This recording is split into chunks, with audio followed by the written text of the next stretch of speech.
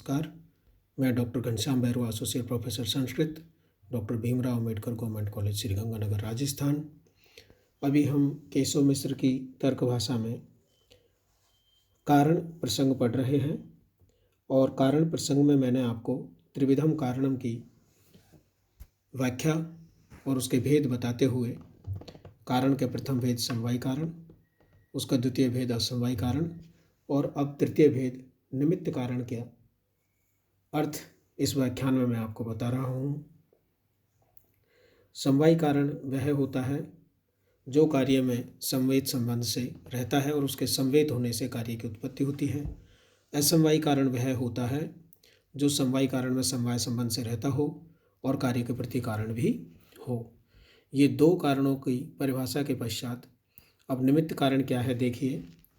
निमित्त कारणम तदुच्यते, निमित्त कारण उसे कहते हैं यत न समवायी कारणम न अपि असमवायी कारणम अथ च कारणम तत् निमित्त कारण। देखिए कितनी महत्वपूर्ण परिभाषा है।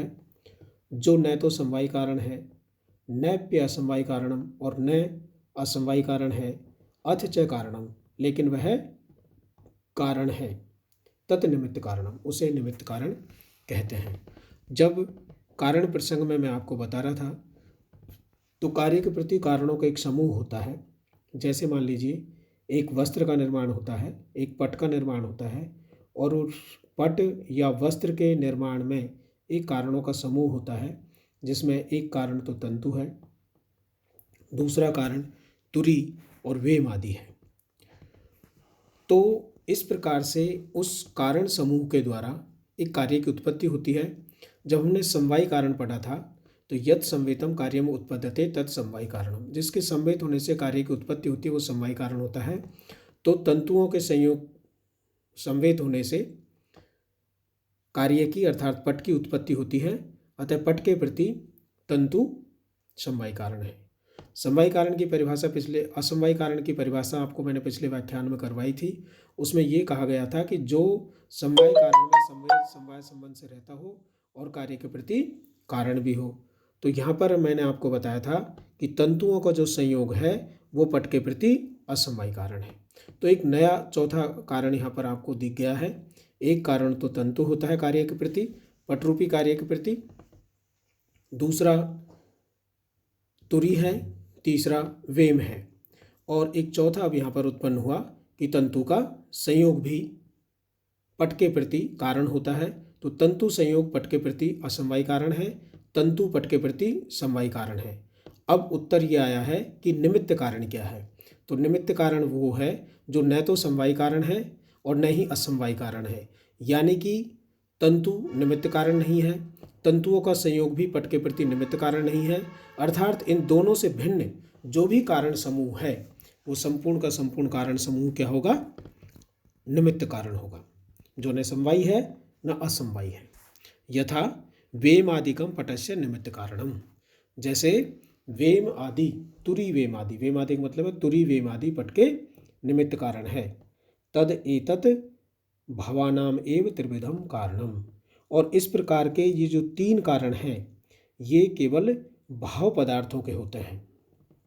ध्यान रखिएगा कि तर्क संग्रह जब आपने पढ़ी है तो वहाँ पे सप्त पदार्थ की बात होती है और उस सप्त पदार्थ में अभाव को भी एक पदार्थ माना है।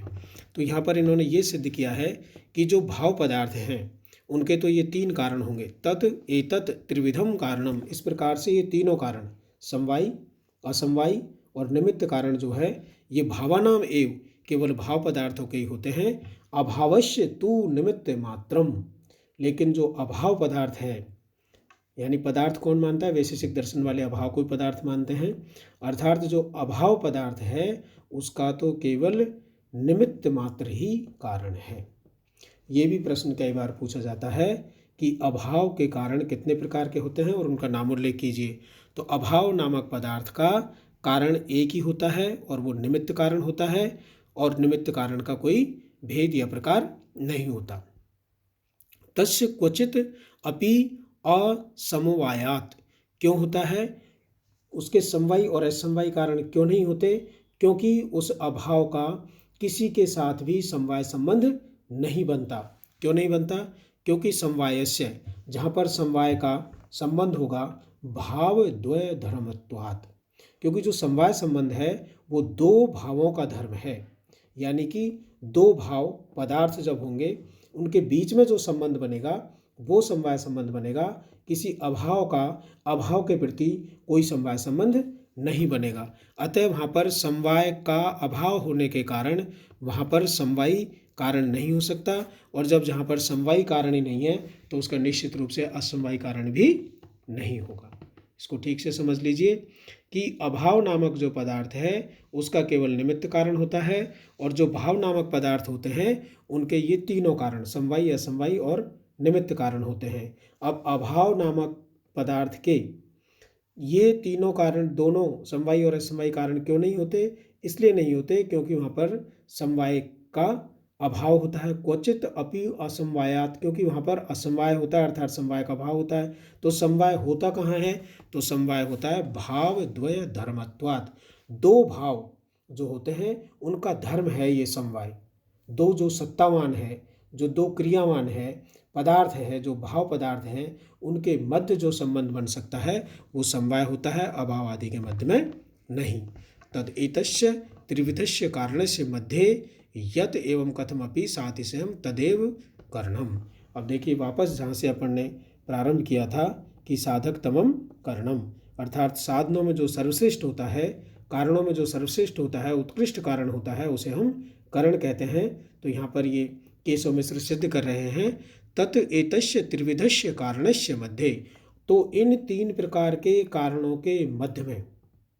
अब देखिए कारणस्य में षष्ठी व्यक्ति का एक वचन है, अर्थात कोई भी कारण समूह जब तक किसी कार्य के प्रति समूह रूप एक वचन में नहीं होगा तब तक वो कार्य की उत्पत्ति नहीं कर सकता। जैसे मान लीजिए आपको घट का निर्माण करना है तो उसके लिए मिट्टी, जुलाहा, दंड, चक्र ये समूह रूप में तो होंगे, लेकिन जब तक ये एक में नहीं होंगे, जब तक ये दंड चक्र न्याय में नहीं होंगे तब तक वो घट रूपी कार्य का निर्माण नहीं कर सकते। इसलिए कारण का सदैव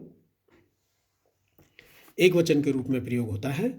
तो त्रिविधस्य कारण से तीन प्रकार के कारणों के मध्य में यदेव कथमपि सातिशयम, जो भी कोई सयातिशयम यानी अत्यंत सर्वश्रेष्ठ है, इन कारणों के समूह में जो भी कोई अत्यंत सर्वश्रेष्ठ है तदेव करणम, उसी को करण कहते हैं। यानी कारणों का एक समूह होता है, वह कारणों का समूह तीन प्रकार में विभाजित होता है, समवायी, असमवायी और निमित्त, और उन कारणों के समूह में जो सर्वश्रेष्ठ होगा वही करण कहलाएगा।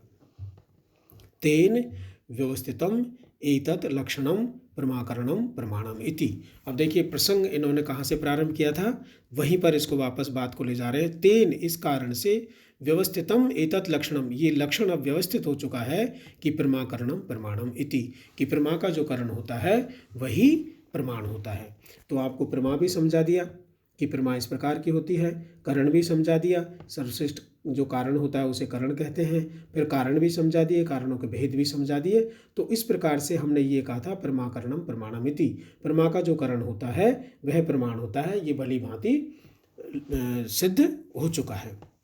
यत्तु लेकिन कुछ अन्य अर्थात मीमांसक आदि जन, जो कि भट्ट के मीमांसक आदि के अनुयायी हैं, वो क्या कहते हैं कि अनधिगतार्थ गंत्री प्रमाणम इति लक्षणम, ये प्रमाण का एक लक्षण देते हैं मीमांसक कि अनधिगत अर्थात जो अज्ञात है उस अज्ञात अर्थ के ज्ञापक को प्रमाण कहते हैं।